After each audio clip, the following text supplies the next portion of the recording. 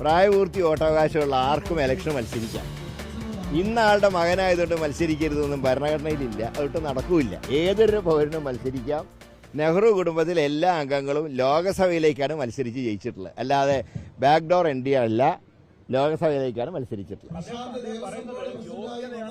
പാരമ്പര്യമല്ല, അതായത് പേരുകൾ പരാമർശിക്കുന്നുണ്ട്. സോണിയാഗാന്ധിയുടെ പേര് പറയുന്നുണ്ട്, രാഹുൽ ഗാന്ധിയുടെ പേര് പറയുന്നുണ്ട്, പ്രിയങ്ക ഗാന്ധി. അദ്ദേഹം ഇപ്പോഴും കേരളത്തിൽ കോർ കമ്മിറ്റി അംഗമാണ്, കേരളത്തിലെ എം പി ആണ്, KCC വർക്കിംഗ് കമ്മിറ്റി അംഗമാണ്. പാർട്ടി ഇക്കാര്യത്തിൽ ഞാൻ പറയുന്നത് ഇവരൊക്കെ ഓട് പൊളിച്ചിട്ടല്ലല്ലോ ലോക്സഭയിൽ കയറിയത്.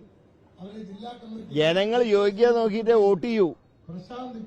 ഇപ്പൊ ഞാൻ 4 തവണ ലോകസഭയിലേക്കും 2 തവണ നിയമസഭയിലേക്കും ജയിച്ചത് ഞാനിതിന് യോഗ്യനാണെന്ന് എന്നെ വോട്ട് ചെയ്തവർക്ക് തോന്നിയതുകൊണ്ടാണ്.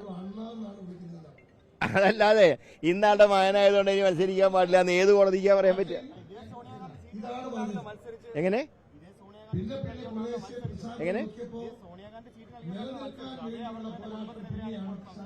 ഞാൻ പറഞ്ഞ അവരുടെ കുടുംബത്തിൽ എല്ലാവരും ലോകസഭയിലേക്ക് മത്സരിച്ച് ജയിച്ചവരാ.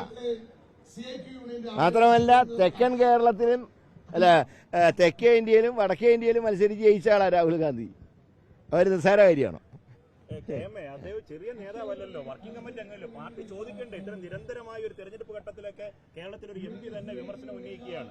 വലിയ ലേഖനമാണ്, ഇംഗ്ലീഷ് ദിനപത്രത്തിൽ വന്നു, മലയാളത്തിൽ. അതെന്താന്ന് പറഞ്ഞാൽ എനിക്ക് കോർപ്പറേഷൻ ഇലക്ഷന്റെ ചുമതലയുള്ളതുകൊണ്ട് എനിക്ക് ലേഖനം വായിക്കാൻ കഴിഞ്ഞില്ല. അതുകൊണ്ടാണ് ഒരു കാര്യം കൂടി, ഈ കോർപ്പറേഷന്റെ സ്ഥാനാർത്ഥി നിർണയത്തില് പലയിടത്തും പ്രതിഷേധം വരുന്നുണ്ട്, കൂട്ടരാജി വരുന്നുണ്ട്. അല്ല, അതിലൊക്കെ ജനാധിപത്യത്തിൽ അല്ലറ ചില തട്ടലും മുട്ടലൊക്കെ ഉണ്ടാവും. അതൊന്നും ഒരു പ്രശ്നമല്ല. ഞങ്ങൾ സ്ഥാനാർത്ഥികൾ വന്നല്ലോ, സ്ഥാനാർത്ഥികൾ രംഗത്ത് ഇറങ്ങിയല്ലോ. ചിലരെ കാണാനില്ല. ഞങ്ങൾ നോക്കുക ആരാ എതിരാളിന്ന് അറിയുന്നില്ല, കാരണം ഒരാളെയും കാണാനില്ല.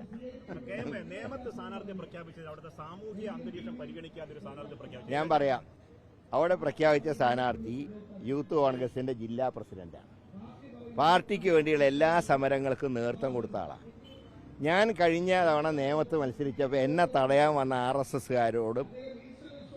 RSSകാർ നേരിട്ടതിൻ്റെ ഫലമായി അവർ തല അടിച്ച് പൊട്ടിച്ചാണ്. അങ്ങനെ ത്യാഗം സഹിച്ചവരെ സ്ഥാനാർത്ഥിയാക്കുമ്പോൾ അവരുടെ ജാതിയും മതവും നോക്കരുത്. അത് ഒരാളെ മാറ്റി നിർത്താനുള്ള ഒരു ഘടകമല്ല. യൂത്ത് കോൺഗ്രസിൻ്റെ മുദ്രാവാക്യം തന്നെ ഞങ്ങളുള്ളത് മാനവരക്തം എന്നാണ്. അപ്പോൾ അതുകൊണ്ടാണ് അദ്ദേഹം ചെയ്ത പാർട്ടിക്ക് വേണ്ടി ചെയ്ത പ്രവർത്തനത്തിന് വേണ്ടി കൊടുത്തൊരു അംഗീകാരം.